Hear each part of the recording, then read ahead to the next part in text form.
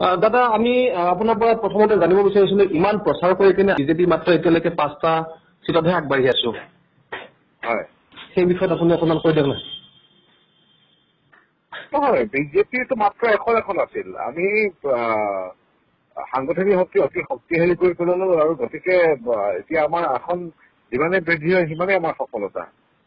দেই আৰু তাত এতিয়া আমি সন্ধিয়ালৈকে গম পাম কিমান পাওঁ আমিতো অতি কমেও ডাবল ফিগাৰ ক্ৰছ কৰিম বুলি এতিয়াও আশাবাদী আৰু যদি কৰবাত কিবা দুৰ্ঘটনাবশতঃ খুব কম ভোটৰ ব্যৱধানত পৰাজিকা হৈ যায় সেইটোতো ভৱিষ্যতবাণী কৰিবলৈ এতিয়া অসুবিধা হৈছে আমি সন্ধিয়ালৈ গম পাম কিন্তু খুব ইতিবাচক আমাৰ দলৰ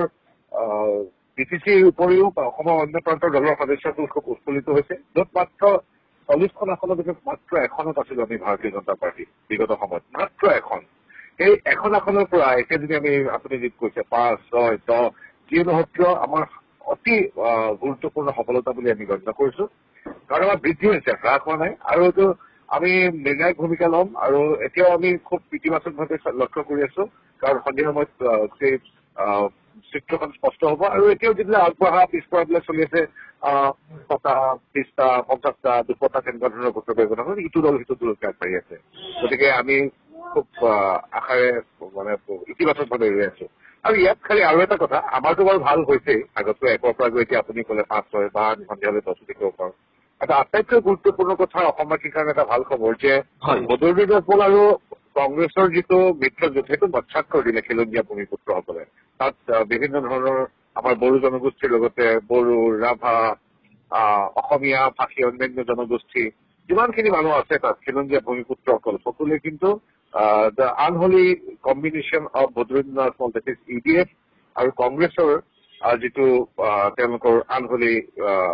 এলায়েন্স আছিল সেইটো সম্পূৰ্ণৰূপে নস্যাৎ কৰি বিসৰ্জন কৰি দিলে এইটো এটা মানে শুভ বাৰ্তা অসমবাসীৰ কাৰণে যে অসমৰ কোনো প্ৰান্তত খিলঞ্জীয়া লোকসকলে কেতিয়াও বা ভাৰতীয় মূলৰ লোকসকলে কেতিয়াও এই তেওঁলোকৰ যিটো মেটেৰিয়েল এইটো গ্ৰহণ নকৰে এইটো এটা সমান্তৰালভাৱে এটা বেলেগ বাৰ্তাও আছে মই এইটো মোৰ দৃষ্টিকোণৰ পৰা ক'ব বিচাৰো যদি প্ৰয়োজন হয় তেতিয়া আকৌ এবাৰ বিপিএডি চৰকাৰ গঠন কৰিবৰ কাৰণে বিজেপিয়ে বিপিএফৰ লগত মিত্ৰতা কৰিব নেকি কালি সংবাদমেলত ৰঞ্জিত কুমাৰ দাসদেৱে যিখন সংবাদমেল আয়োজন কৰিছিল তিৱা নিৰ্বাচন প্ৰচাৰৰ প্ৰকাশৰ লগতে পিটিএছচি নিৰ্বাচনৰ কিছু বিশ্লেষণৰ বাবে সংবাদ মেল আয়োজন কৰিছিলো সৌভাগ্যবশতঃ মই তেখেতৰ লগত আছিলো তেখেতে স্পষ্টভাৱে কৈছে যে বিপিএফৰ লগত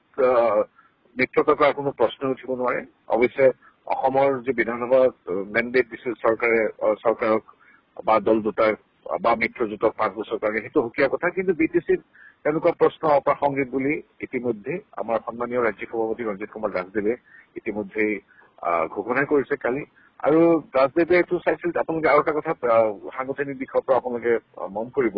যে কংগ্ৰেছ যিদৰে নিচ্ছিন্ন হৈ গ'ল বিটিচিত তেওঁলোকৰ কোনো ধৰণৰ নিৰ্বাচনত অংশগ্ৰহণ কৰা নাছিল বিপিএফক এৰি দিছিল ইত্যাদি এতিয়া আমাৰ তাত লাখ লাখ সদস্য আছে তেওঁলোকৰ প্ৰতি সন্মান জনাই আমি আমাৰ নিজৰ সাংগঠনিক শক্তি বৃদ্ধিৰ বাবে আমি এতিয়া আমাৰ অতি শক্তিশালী মজবুত এটা সাংগঠনিক এটা গাঁথনি আমাৰ প্ৰস্তুত হ'ল বিটিচি নিৰ্বাচনত ই ইতিবাচক আমাক ফল দিব আমাৰ আগন্তুক বিধানসভা নিৰ্বাচনত গতিকে আমি এতিয়া সাংগঠনিকভাৱে এতিয়া ইউপিপিএল কওক বিপিএফ কওক তেওঁলোকৰ দৰে এটা সমান্তৰাল শক্তি হ'ল ভাৰতীয় জনতা পাৰ্টি বিটিচি গতিকে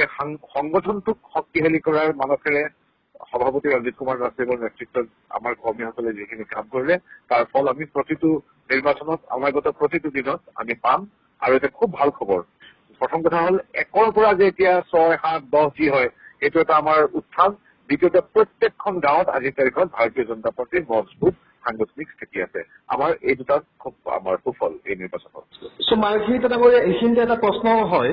কি এক প্ৰকাৰণতে বিজেপিয়ে এইবাৰ ইউপিপিএলকহে আগবঢ়াই দিলে নেকি তেনেকুৱা কথা নহয় আচলতে নিৰ্বাচনৰ কিছু ৰঙকৌশলত কিবা অভ্যন্তৰীণ কথা থাকিব পাৰে যিটো মই হয়তো ৰাজহুৱা কৰিব নোৱাৰিম যদি কিবা অভ্যন্তৰীণ তেনেধৰণৰ আমাৰ শীৰ্ষ নেতৃত্ব আছে মই নাজানো কিন্তু ৰাজনীতি তেনেকুৱা ধৰণৰ থাকিব পাৰে কিন্তু ইউপিপিএলো একেই কথা যে বিপিএফৰ প্ৰতি আমাৰ যিখিনি তেওঁলোকৰ দুৰ্নীতি বা ৰাজনীতিক আমাৰ মতাদৰ্শৰ কিছু অমিল হৈছে শেহতীয়াকৈ সেইখিনি বাদ দি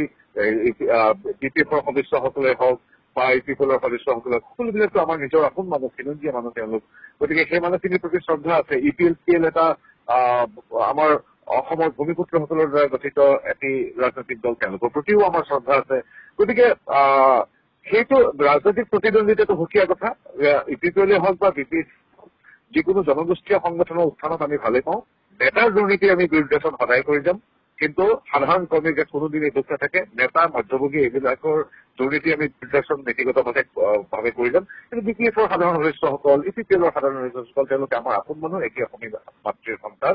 গতিকে আমি তেওঁলোকৰ প্ৰতি সন্মান আছে, ইপিপিএলৰ প্ৰতিও আমাৰ সন্মান আছে। আৰু তেনেকৈ আমাৰ ভাৰতীয় জনতা পাৰ্টীয়ে কেতিয়াও কাকো এৰি নিদিয়ে। ইপিপিএলে আগবাঢ়িছে নিৰ্দিষ্ট কিছুমান সমষ্টিত, শুভেচ্ছা আছে আমাৰ, কিন্তু আমি ভাৰতীয় জনতা পাৰ্টীও তেওঁলোকৰ সৈতে প্ৰতিদ্বন্দ্বিতা কৰিছো। আমি নিজেই যথেষ্ট ভাল ফল দেখুৱাইছো, কৈছো। কাকো আমি এৰি দিয়া নাই,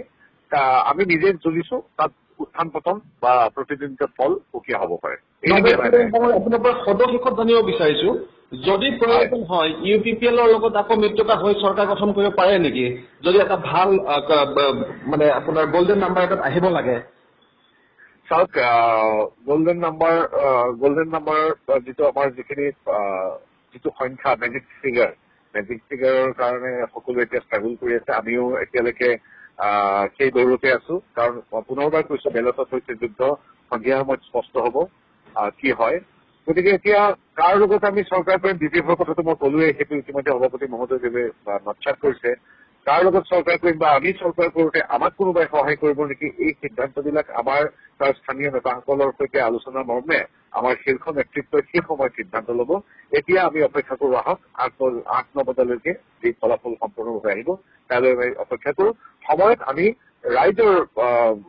যিসকল প্ৰতিনিধি আছে বা আমাৰ দলীয় যিসকল কাৰ্যকৰ্তা আছে তেওঁলোকৰ লগত আলোচনা কৰি আমাৰ ৰাজ্যিক শীৰ্ষ নেতৃত্বই সেই সিদ্ধান্ত ল'ব। গতিকে আমি পুনৰবাৰ আপোনাকো ধন্যবাদ জনাইছো আৰু প্ৰতিগৰাকী দৰ্শকক। লগতে আমাক ইমান সুন্দৰ এটা উত্থান প্ৰদান কৰাৰ বাবে, ৰাজনৈতিকভাৱে আমাৰ শক্তি বৃদ্ধি কৰাৰ বাবে পুনৰবাৰ বিটিচিৰ প্ৰতিগৰাকী নাগৰিকলৈ আমি আন্তৰিক শ্ৰদ্ধা জানিছো, ভাৰতীয় জনতা পাৰ্টী অসম প্ৰদেশে। ধন্যবাদ। ধন্যবাদ ডাঙৰীয়া। আপোনাৰ লগত পৰৱৰ্তী সময়ত আকৌ আমি যোগাযোগৰ কাৰণে চেষ্টা কৰিম। নিশ্চয়।